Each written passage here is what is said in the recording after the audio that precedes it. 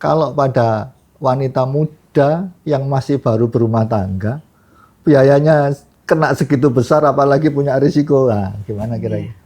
Pada saat pernikahan, dia kekurangan asupan gizi. Orang tua menghasilkan produk, artinya produk. Anak kita kan produk. Ya. Produknya kurang baik, itu kan beban seumur hidup itu. Degenerasi hidrofik itu artinya apa? Sel trofoblast itu nyerap air. Nah, sesuatu yang nyerap air akhirnya membentuk gelembung. Nah, itu dibilang dibilang anggur. Makanya hamil anggur.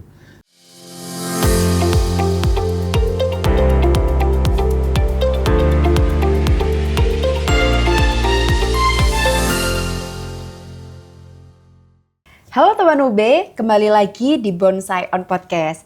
Spesial edisi dalam menyambut pengukuhan profesor yang nantinya akan dilaksanakan pada tanggal 10 dan 11 Februari 2026. Episode kali ini kita akan membahas sedikit tentang bagaimana sih nantinya pengukuhan profesor dan apa saja yang nantinya akan dibawakan di sana. Dan saya sudah kedatangan narasumber yang sangat luar biasa dari Fakultas Kedokteran, yaitu mari kita sambut Profesor Dr. Tatit Nurseta, spesialis kandungan, subspesialis onkologi. Selamat datang Prof di Bonsai kali ini. Pagi setengah siang. Iya. Masih semangat ya Prof? Oh semangat. Okay. Full charge. Full charge. Oke. Bagaimana perasaannya Prof nantinya akan dikukuhkan gitu? Perasaan senang sih, senang. Bangga. Ya. Apalagi Prof? Ya. Terharu. Pusing ada Prof, pusing. Pusing terkait penelitiannya gitu. Enggak sih, itu sudah lewat. Sudah lewat ya. Oke. Bisa diperkenalan terlebih dahulu Prof kepada teman UB, profesor ini siapa, lalu bagaimana perjalanan karirnya di Universitas Brawijaya gitu. Waduh, kalau bicara perjalanan karir itu panjang. Panjang ya. Singkat saja Prof. Singkat perkenalan saja. Saya Dr. Tatit Nurseta.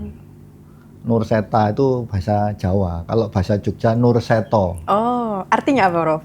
Nah, Tatit itu kilat. Oke. Kilat. Nur itu cahaya. Seta atau seto itu putih. Jadi kilat yang bercahaya putih. Makanya pakai baju putih saya. Udah berarti sudah dari lahir ini kayak dikunci menjadi dokter berarti. Oh, ada. Oke. Perjalanan untuk jadi dokter itu panjang ternyata. Iya. Benar-benar. Oke. Dokter Tatit nantinya kan akan dikukuhkan pada pengukuhan profesor kan, dokter. Apa pidato yang akan dokter bawakan nanti? Judulnya terkait apa dan mungkin sedikit penjelasan mengenai gambarannya nih nanti akan membahas apa di dalam pidato tersebut. Oh iya. Jadi saya adalah dokter kandungan ya, dokter kandungan. Nanti atau pokok bahasan yang saya geluti itu adalah hamil anggur. Hamil anggur. Jadi hamil anggur adalah suatu kehamilan yang tidak jadi janin. Suatu kehamilan yang tidak jadi janin. Nah, kenapa? Atau terus kalau tidak jadi janin jadi apa? Nah, itu namanya jadi penyakit namanya hamil anggur. Ya, itu janinnya tidak terbentuk, jadi hamilnya itu kosong. Kosong. Nah, ada suatu sel namanya sel trofoblast. Sel trofoblast itu dia berubah, ya, mengalami degenerasi. Istilah kedokterannya itu mengalami degenerasi hidrofik. Degenerasi hidrofik itu artinya apa? Sel trofoblast itu nyerap air. Nah, sesuatu yang nyerap air akhirnya membentuk gelembung. Nah, itu dibilang anggur. Makanya hamil anggur. Jadi di dalam kehamilan itu tidak jadi janin tapi jadi anggur di dalamnya itu. Nah, potensial terjadi keguguran. Itu. Terus kemudian kedua, kalau dibiarkan itu bisa mengancam jiwa. Dalam jangka waktu dekat juga bisa berubah jadi jenis kanker trofoblast. Nama di kedokterannya gestational trophoblastic disease. Bahasa Indonesianya penyakit trophoblas maligna. Bahasa awamnya kanker mola, kanker hamil anggur. Gitu, Oke. Lalu dari istilahnya penemuan atau masalah tersebut nih Prof. Nah dari penelitian yang Prof lakukan itu bagaimana akhirnya meminimalisir ataupun istilahnya kayak mencari sumber apa ya kayak penyembuhnya gitu Prof. Itu melalui apa gitu? Ya saya ngerti maksudnya. Seperti itu. Jadi sebelum kita ngomong akhir itu ngomong awal dulu. Kalau kita ngomong akhir enggak tahu awalnya nanti. Jadi kita lihat dari suatu fenomena, suatu kehamilan anggur. Hamil anggur itu ternyata secara epidemiologis atau secara di masyarakat itu lebih banyak artinya masyarakat yang rentan itu pada yang sosial ekonominya rendah. Satu. Kedua pada perempuan muda. Ya, atau pada hamil pertama, perempuan muda hamil pertama atau perempuan di atas 40 tapi yang gemuk. Jadi perempuan hamil pada risiko tinggi tapi yang gemuk gitu. Nah, setelah itu otomatis kan untuk berbicara sebab kita harus tahu dalamnya. Nah, dalamnya itu apa? Ternyata banyak sekali faktor-faktornya. Ternyata untuk jadi hamil anggur itu perempuan itu akibat perempuan menghasilkan sel telur yang kosong. Normalnya kan sel telur itu berisi kromosom ibu, separuh kromosom ibu, nanti dibuahi oleh bapak, dibuahi oleh sperma, menjadi utuh. Setengah ibu, setengah bapak kan gitu ya. Yang ini ibu itu menghasilkan sel kosong, kosong gitu, nggak ada isinya. Dibuahi oleh sperma atau kromosom dari bapak yang separuh. Akibatnya apa ya? Nggak jadi janin gitu. Jadi penyakit itu tadi.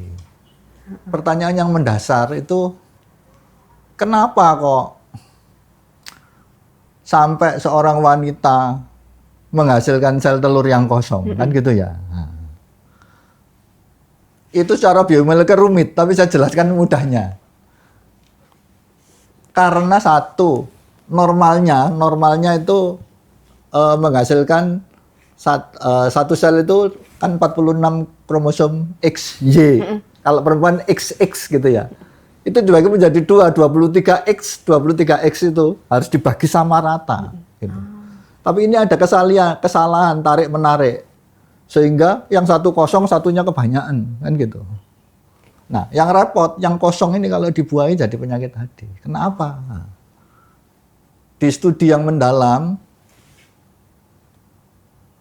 wanita yang menghasilkan sel telur kosong itu akibat, nah itu tadi, kekurangan protein, kekurangan vitamin, terutama A, D, dan kekurangan antioksidan. Nah, ini rentan pada wanita muda. Hamil pertama itu, kenapa kok rentan? Zaman sekarang ini, terutama calon-calon mbak-mbak calon itu ya. Zaman sekarang ini banyak makanan instan. Kalau kita lihat komposisi itu ada, ya saya tidak nyebut merek ya, ada mie instan rasa rendang, soto, mie goreng, macam-macam. Ya, soto, macam balado dan lain sebagainya. Tapi isinya kan mie. Isinya itu. Kalau itu hanya konsumsi itu, otomatis asupannya kan cuman karbohidrat, proteinnya kurang, antioksidannya kurang, dan sebagainya. Nah, yang lebih celaka lagi, ini ada budayanya lagi. Misalnya, mbaknya sudah menikah? Belum. Kira-kira Kalau menikah, Iya. misalnya ditentukan menikah nanti bulan Agustus, Iya. gitu. Nah, yang dipikirkan sekarang ngepas baju, ya. Setelah dipas, otomatis apa? Takut nanti saat Agustus baju saya kebesaran. Iya. Ya, sehingga apa? Diet mati-matian gitu. Nah, kalau dietnya salah, nah, itu nanti jadi pada saat pernikahan dia kekurangan asupan gizi. Ya, artinya apa di sini? Bukan berarti calon ibu muda itu tidak boleh diet, boleh diet, tapi yang dihindari karbohidrat. Oh, oke. Ya, boleh makan, tapi proteinnya harus dijaga. Kalau ngamrin, bahasa Malangnya ngamrin itu. Ngambil. Kalau ngamrin itu, ya aja yang ada proteinnya, habis itu minumnya jus, jangan mau dikasih teh botol sama aqua, jangan mau ya. Apa minumnya jus, ya. Makan boleh, KFC boleh ya. Oh, maaf saya nyebut apa? Merek. Nggak di-endorse kami. Nah, boleh makan itu, ya. Tapi minumnya jangan teh botol, soda gitu, aqua, Sprite atau apa. Minum jus, buah segar gitu. Ya, yang buah segar gitu. Atau minum susu gitu. Ya. Terus kalau misalnya apa makan gitu ya jangan lupa protein, sayur, buah gitu. Itu kan mengandung vitamin dan antioksidan. Iya. Kira-kira ini sudah panjang atau karena ini masih ada panjang lagi ini. Akan kita bahas lagi, akan kita gali terus, Prof. Oke, berarti itu beberapa faktor pada akhirnya kenapa hamil anggur ya, mulai dari faktor eksternal juga faktor internal. Kalau faktor eksternal itu pasti salah satunya, bukan pasti ya, ini salah satunya kemungkinan besar dari yang ekonomi rendah gitu ya, Prof. Karena memungkinkan bahwa kekurangannya mungkin nutrisi akan asupan ke dalam tubuhnya. Betul, Prof? Ya, jadi bukan hanya ekonomi rendah, tetapi orang yang berpunya pun kalau salah gizi, iya, itu bisa. Ya bisa. Kejadian gitu. Ya. Jadi memang dari internal diri kita sendiri ini memang harus dijaga, mulai dari makanan yang masuk, lalu juga keteraturan terkait aktivitas kita pasti kan juga berpengaruh ya, Prof. Ya. Lalu di sini peran nutrisi itu seberapa berpengaruh besar gitu, Prof? Bagaimana nutrisi ini bisa berpengaruh atau mempengaruhi regulasi terkait sel-sel trofoblast itu tadi itu, Prof? Ya, makanya dalam pidato pengukuhan saya itu saya sebut permata mola. Permata itu suatu yang berharga buat wanita, ya buat wanita, berharga buat wanita, ya. Yang tujuannya, kenapa saya namakan permata? Karena ini inti dari permasalahan hamil anggur. Ya, inti dari permasalahan hamil anggur yang istilahnya itu untuk mencegah generasi yang akan datang itu, untuk mencegah ibu-ibu itu biar saat hamil itu sehat dan menghasilkan generasi muda yang akan datang itu baik, gitu. Ya, prosesnya itu melalui apa? Satu, membentuk, mencegah empty ovum yang kosong tadi. Iya. Gitu. Kedua, kalau misalnya terjadi empty ovum atau ovum yang kosong tadi, kalau misalnya terjadi mola, itu tidak berubah menjadi ganas. Tidak berubah menjadi ganas. Jadi kita cegah wanita tersebut supaya selamat dari yang terparah itu perdarahan, kematian itu kita cegah. Bisa sampai kematian ya, Prof? Loh, iya tadi namanya hamil anggur itu risikonya perdarahan dan kematian gitu. Ya. Menyeramkan. Nah, Makanya harus dicegah. Iya, betul. Nah, ini pesan-pesan untuk calon ibu ya. Ya, calon mahasiswa, Untuk perempuan-perempuan, untuk mahasiswa apalagi yang masih Mahasiswa, muda mahasiswi, ini ya. harus banyak-banyak vitamin, nutrisi gitu ya, Prof. Ya. Oke, dari Oh ya, dan perannya vitamin nutrisi tadi itu memang betul, itu bisa mencegah terjadinya apa empty ovum atau ovum yang kosong. Karena ovum yang kosong itu terbentuk satu empty ovum yang kosong, dua sonopelusidanya itu tidak sempurna. Akibatnya apa?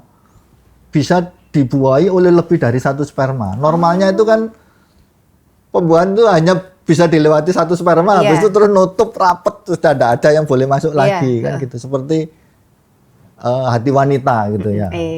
Hati laki-laki maafnya. Kalau hati wanita agak berbeda. Enggak, itu guyon aja. Jadi harusnya begitu masuk satu sperma, dia nutup sehingga tidak ada sperma lain yang boleh masuk. Jadi pembuahannya hanya satu sel dibuahi oleh satu sperma. Tapi pada ovum yang kosong ini bisa dibuahi oleh lebih dari satu sperma. Jadi rombongan masuk. Ya itu tadi akibatnya bisa terjadi gangguan seperti tadi. Tidak jadi janin akhirnya.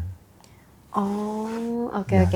Berarti apakah ini memang pengaruhnya hanya untuk dari perempuannya saja atau mungkin dari laki-laki ini juga dapat berpengaruh gitu, Prof? Khusus untuk hamil anggur ini tertuduhnya wanita karena kok bisa menghasilkan sel telur yang kosong gitu. Oke, berarti memang istilahnya peran laki-laki di sini tidak mempengaruhi apa-apa gitu ya? Berarti ya, memang bukan tidak mempengaruhi apa-apa. Laki-lakinya harusnya ngasih tahu calon pasangannya itu kalau boleh irit yang lain, ya boleh irit yang lain, tetapi makanan harus bergizi. Oke. Jadi untuk para lelaki atau teman UB, mahasiswa yang laki-laki gitu ya, Prof. Untuk pacarnya mungkin calon-calonnya itu diingatkan diajak makan yang enak gitu juga ya, Prof. Oke. Nah dari istilahnya hamil anggur ini, Prof. Bagaimana akhirnya pengobatan yang dilakukan, lalu apakah ada terapi khusus atau semacamnya gitu, Prof? Kalau dari penelitian Prof ini apa yang sekiranya Prof temukan gitu? Ya, kalau yang konvensional, yang sebelumnya itu kita ini hanya nerima-nerima aja. Jadi kasus itu, jadi kayak kita ini penjaga gawang, datang ambil anggur, kita tangani, ya ambil anggur tangani itu dilakukan kuretase, kemudian observasinya 1 tahun. Karena dalam waktu 1 tahun itu hamil anggur ini bisa berubah menjadi kanker ganas. Kanker ganas. Tapi sebelum itu tanda-tandanya, Prof, kalau misal kita tahu kita hamil anggur. Hamil anggur. Iya. Karena kan banyak orang awam yang mungkin tidak tahu. Tidak tahu. Hamil anggur itu pada kehamilan muda. Satu, pada kehamilan muda.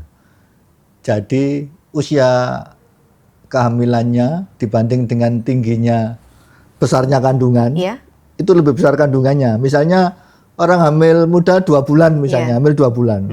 Tapi kok besarnya kandungan wes sak udel misalnya, sak pusar gitu. Ini hati-hati gitu. Karena kan hamil tadi yang saya ceritakan karena dia tidak jadi janin, dia nyerap air kan. Bembeng gitu. Jadi mengembang. Iya, mengembang gitu. Terus kemudian kalau ditunggu setelah 3-4 bulan itu janinnya enggak kerasa, kok enggak gerak gitu 4 bulan. Kok enggak rasa gerak gitu. Ya. Terus atau kemudian terjadi flek-flek perdarahan. Ya, flek-flek perdarahan atau mual muntah yang berlebihan. Jadi sel trofoblast yang berlebihan tadi, yang proliferasi berlebihan tadi menghasilkan hormon HCG, human chorionic gonadotropin, hormon kewanitaan itu menyebabkan mual. 1, mual. 2, seperti orang sakit hipertiroid itu, gemetar. Orangnya gemetar gitu. Terus kelihatan pucet orangnya. Nadinya cepet gitu. Jadi orangnya sering gitu. Matanya kelihatan menonjol matanya. Matanya menonjol gitu. Tapi yang utama hamil muda dengan perdarahan harus segera ya. Deteksinya apa? USG sama dicek beta HCG-nya di USG. USG kalau di USG enggak kelihatan janinnya. Iya. Ini hati-hati gitu. Sudah hamil kok enggak ada janinnya. Hati-hati. Oke, itulah tanda-tandanya Ya, teman atau UB. mual berlebihan, Iya. mual berlebihan gitu. Karena memang sudah harus diedukasi dari awal gitu ya, Prof, supaya nantinya dapat mencegah semakin memperparah kondisi ataupun keadaan gitu. Oke.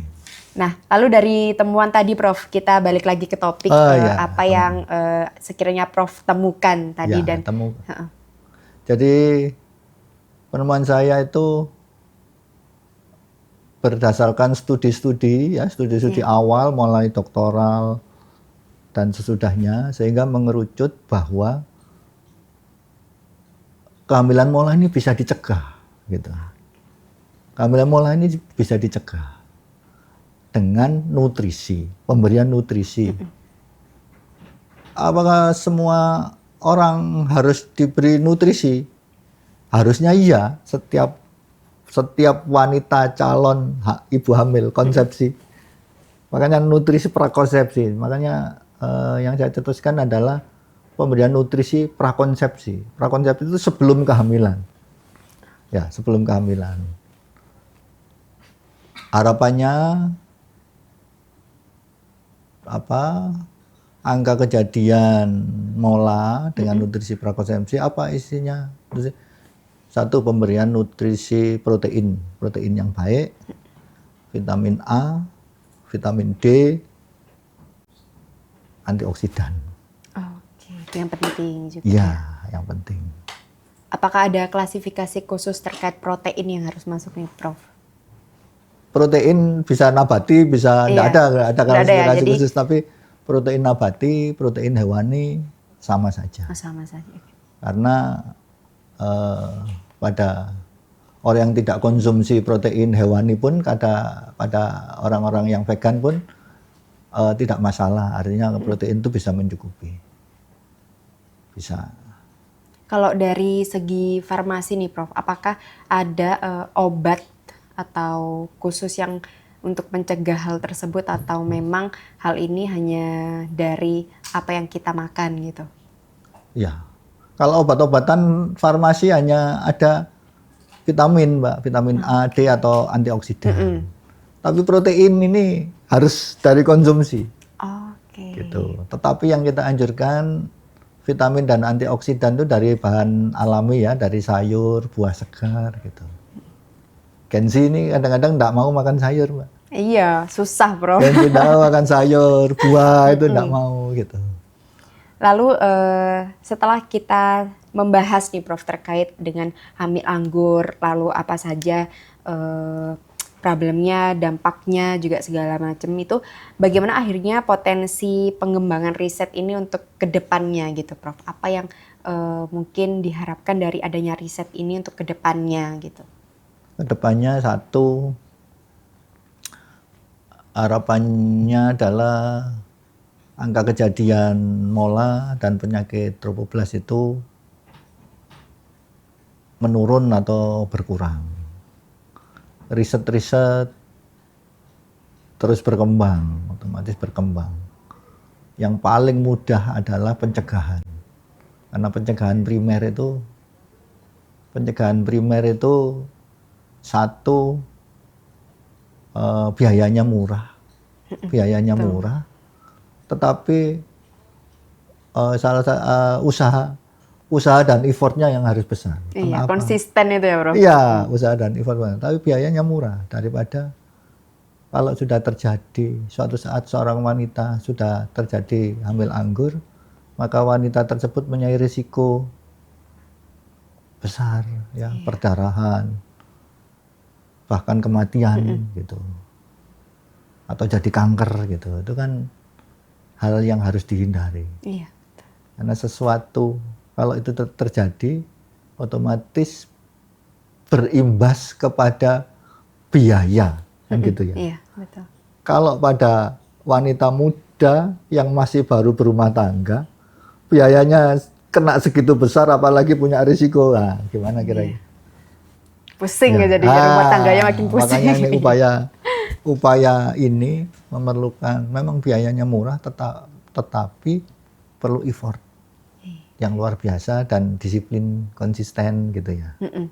Apakah ini tugas dari dokter atau tenaga medis saja? Enggak, ini nanti kita sosialisasikan ya, mulai guru ya istilahnya interdisiplin ya, interdisiplin. Nah, itu nanti kita itu mulai guru, KUA,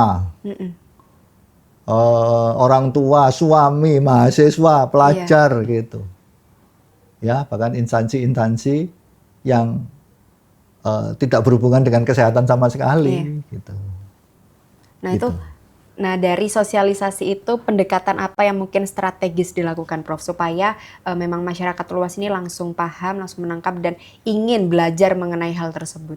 Nah, ini dimulai dari podcast ini, Mbak. Oke, berarti podcast ini adalah jalur pertama. Dimulai dari podcast ini gitu. Oke. Nah, semoga nantinya dari podcast ini langsung ada sosialisasi yang membahas terkait hal-hal istilahnya rumah tangga gitu ya, Prof. Mulai dari dampak untuk yang perempuan, untuk laki-laki pun juga gitu. Nah, terakhir Prof, pesan untuk anak muda khususnya untuk wanita pastinya, apa yang ingin Prof sampaikan kepada pemirsa yang sedang menonton ataupun teman UB terkait masa depan dari kesehatan tubuh kita ini? Ya, jadi hidup ini panjang ya. Hidup ini panjang, tapi mati itu satu kali. Benar. Jadi bagaimana hidup yang panjang ini bisa menyenangkan. Hidup yang panjang ini menyenangkan gitu. Sehingga apa? Sehingga kita harus hidup sehat, menghasilkan keturunan masa depan yang baik. Ya, yang baik artinya baik ini gitu. Bayangkan, Mbak, kalau kita itu orang tua menghasilkan produk, artinya produk. Anak kita kan produk. Ya. Produknya kurang baik itu kan beban seumur hidup itu. Akhirnya artinya apa? Sepanjang hidup yang tadi saya bilang, hidup itu panjang. Dijalaninya kurang menyenangkan kan gitu ya. Betul. Sehingga semua itu harus kita cegah. Sehingga apa harapannya? Ya itu tadi. Hidup, menjalani hidup dengan menyenangkan, ya menyenangkan ini ya otomatis kan jasmani, rohani, material, imaterial gitu ya. Semua aspek itu, menjadi bahagia gitu. Bahagia. Tapi dimulai dari kesehatan, Mbak. Orang kalau enggak sehat makan aja enggak enak. Iya, betul. Iya, itu. Karena memang ada yang bilang bahwa kesehatan itu adalah segalanya ya, Pak, daripada istilahnya uang atau mungkin segalanya. Karena kalau semisal orang pun memiliki uang banyak tapi tidak sehat kan juga tidak bisa melakukan kegiatan dengan baik dan juga dengan bahagia tadi gitu. Itulah teman UB penjelasan dari dokter terkait bagaimana akhirnya pola hidup sehat itu mempengaruhi kita khususnya sebagai wanita dalam proses istilahnya kandungan, lalu bereproduksi. Iya, proses bereproduksi yang sehat kan yang gitu sehat, ya. betul. Dan itu juga berpengaruh terkait apa yang kita makan, protein kita juga harus cukup, vitamin gitu. Jadi terkhusus untuk perempuan-perempuan muda, perempuan hebat di luar sana, jangan lupa menerapkan pola hidup yang sehat, perbanyak nutrisi, antioksidan juga, dan hindari kegiatan-kegiatan yang dapat menyebabkan istilahnya kelemahan terkait tubuh kita gitu ya, Prof. Akhirnya untuk nantinya bisa mempengaruhi hal yang tidak kami inginkan. Nah, semoga nanti pengukuhan dokter bisa lancar dan Amin, disukseskan amin. semuanya, dan juga dikembangkan lagi karirnya, lebih terkenal lagi menjadi dokter kandungan gitu ya. Jadi untuk teman-teman khususnya perempuan yang memiliki masalah kandungan ataupun nantinya nih menjadi calon ibu, bisa ke dokter gitu ya. Oke, sekian episode kali ini. Sampai jumpa di episode selanjutnya. Terima kasih dokter Oke, sudah hadir. terima kasih. Terima kasih. Sampai ketemu lagi.